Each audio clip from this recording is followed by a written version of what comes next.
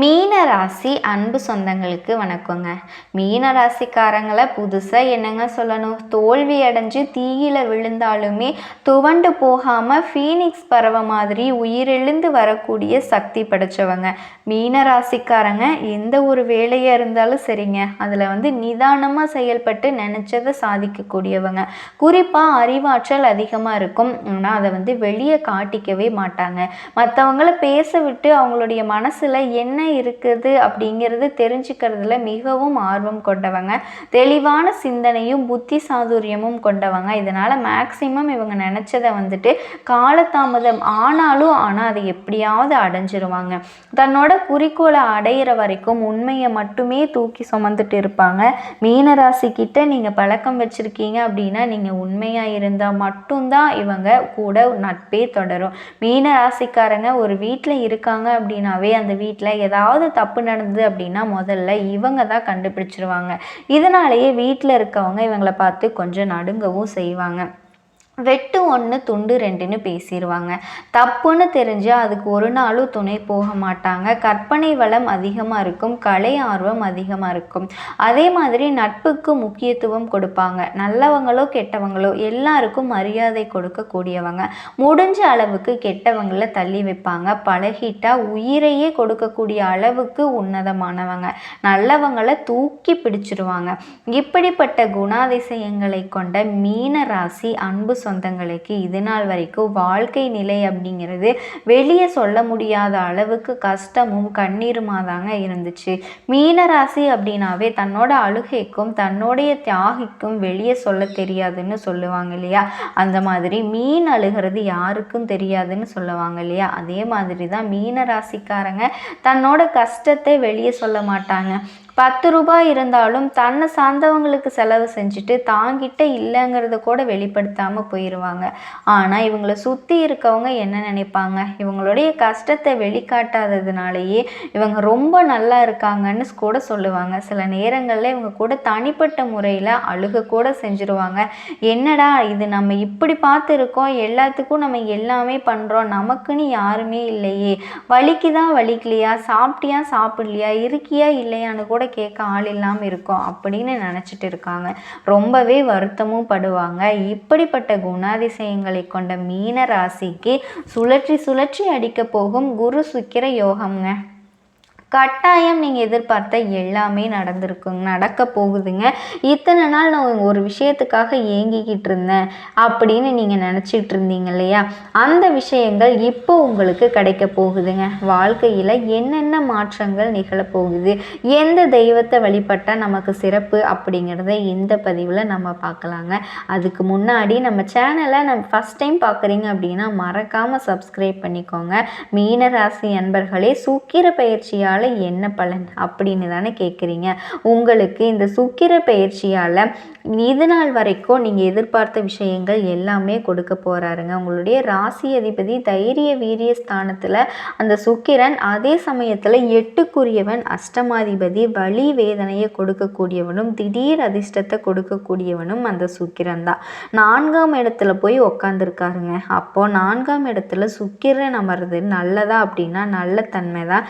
ஏன்னா இந்த இடத்துல சுக்கிரன் வலுப்பெறாருங்க. அப்போது திக்பலம் அடையிறதுன்னு சொல்லுவோம். 4ஆம் இடத்துல அப்போ என்னென்னா உங்களுடைய சுகத்தை பெருக்கி கொள்றதுல நிறைய ஆர்வங்களை வெளிப்படுத்துவீங்க அப்படின்னு அர்த்தங்க. அதாவது என்ன ஒன்று, வீடு வண்டி வாகனம் வாங்கணும் அப்படிங்கிற எண்ண ஓட்டத்தை தூண்டக்கூடிய இடம் இந்த 4ஆம் இடம்.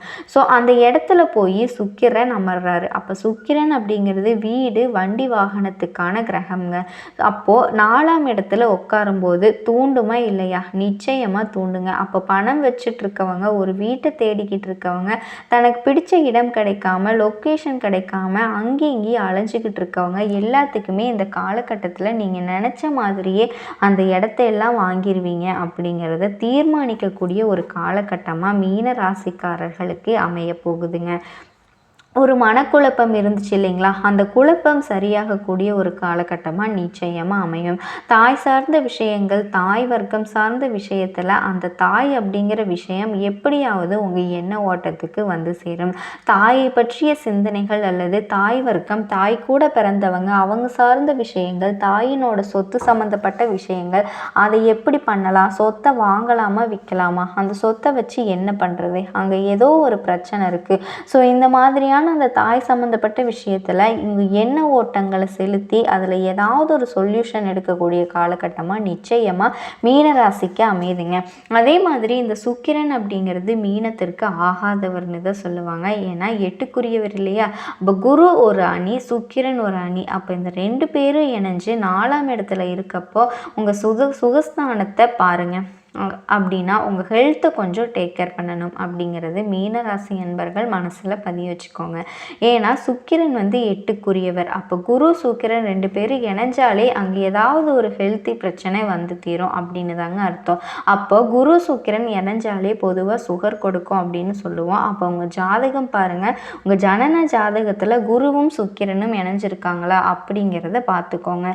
ஏதாவது ஒரு தொடர்பு பெற்று இருக்காங்களா அப்படின்னு செக் பண்ணுங்கள். அதே சமயத்தில் சுக்கிரனோடு சந்திரனும் இணைஞ்சாங்க அப்படின்னா கண்டிப்பாக உங்களுக்கு சுகர் வர்றதுக்கான வாய்ப்புகள் இருக்குதுங்க. அதுவும் குறிப்பாக உங்களுக்கு சுக்கிரனோட புக்தியோ அந்தரமோ உங்களுக்கு நடக்கும் அப்படின்னா கண்டிப்பாக அந்த வலி அப்படிங்கிறது நிச்சயமாக ஏற்படுத்தும். ஸோ அந்த மாதிரி எடுக்கக்கூடியவர்கள் அல்லது ஏற்கனவே சுகர் ப்ரெஷர் இருக்கக்கூடியவங்கெல்லாம் இந்த காலகட்டத்தில் கொஞ்சம் ஹெல்த்துக்கு இம்பார்ட்டன்ஸ் கொடுக்கணுங்க.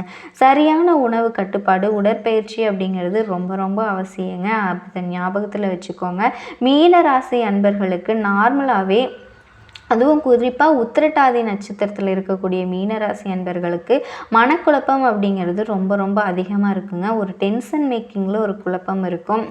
அது நடக்குமா, இது நடக்குமா அப்படின்னு நெகட்டிவ் எண்ணங்கள் எப்பவுமே உங்கள் மனசுக்குள்ளே ஓடிக்கிட்டே தான் இருக்குங்க. அப்போ அந்த நெகட்டிவ் எண்ணங்களுக்கு போகாமல் பாசிட்டிவ் எண்ணங்களுக்குள்ளே போங்க, சரிங்களா? ஏன் சொல்கிறேன் அப்படின்னா, இந்த காலகட்டத்தில் 8ஆம் அதிபதியாக இருக்கக்கூடிய அந்த சுக்கிரன் 10ஆம் இடத்தை பார்க்குறாருங்க.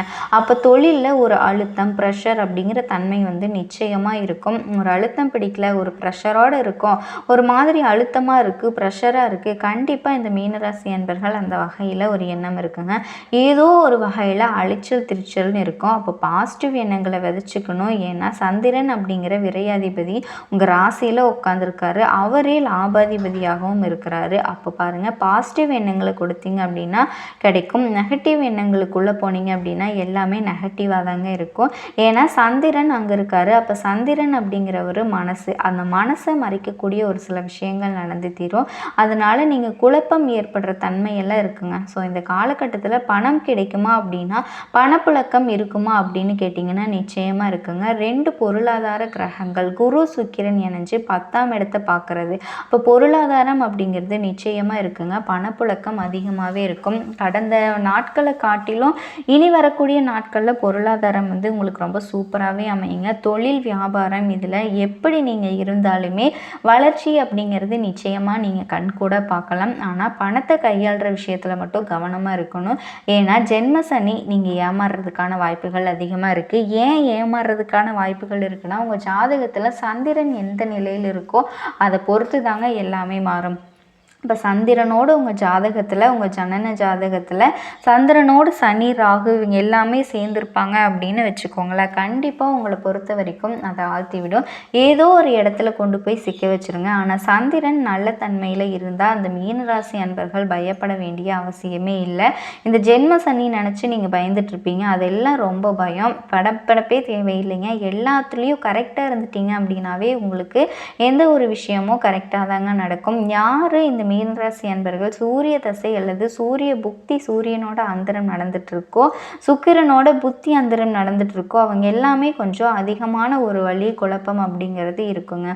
மற்றவங்களுக்கு பெரிய எந்த ஒரு பாதிப்புமே இல்லை. இந்த சுக்கிர பகவான் பார்த்தீங்கன்னா செவ்வாயோட சாரத்தில் பயணம் பண்ணுறாரு. அந்த காலகட்டத்தில் பார்த்தீங்கன்னா அது குறிப்பாக மிருகசீரிச நட்சத்திரத்தில் பயணம் பண்ணுறாரு. இந்த செவ்வாய் உங்களுக்கான தனபாக்கியத்தை கொடுத்தாரு. ஸோ அந்த காலகட்டத்தில் தனபாக்கியத்தை கொடுக்கக்கூடிய ஒரு காலகட்டமாக காலகட்டமாக நிச்சயமாக உங்களுக்கு அமைஞ்சிருக்கும். தனபாக்கியம் கிடைக்கும். யோகாதிபதியினோட நட்சத்திரத்தை சாரத்தில் பயணம் பண்ணுறாரு. அப்போ உங்களுக்கு ஒரு யோகத்தையும் கூடுதல் வளர்ச்சியும் கொடுக்கக்கூடிய ஒரு காலகட்டமாக அமையுங்க. அப்படி பார்க்கும்போது வழிபாடு அப்படின்னு பார்த்தோம் அப்படின்னா ராகுவோட லேசாக மாறிடும். உங்களை பொறுத்த வரைக்கும் பொதுவான பலன்கள்னு பார்த்தோன்னா இந்த காலகட்டத்தில் அறிவுத்திறன் அதிகரிக்கும். சாதுரியமான பேச்சின் மூலமாக காரிய வெற்றி பெறுவீங்க. பணவரத்து அதிகரிக்குங்க. அடுத்தவங்க பிரச்சனைகளில் தலையிடுறதுல தவிக்கிறது ரொம்பவே நல்லது.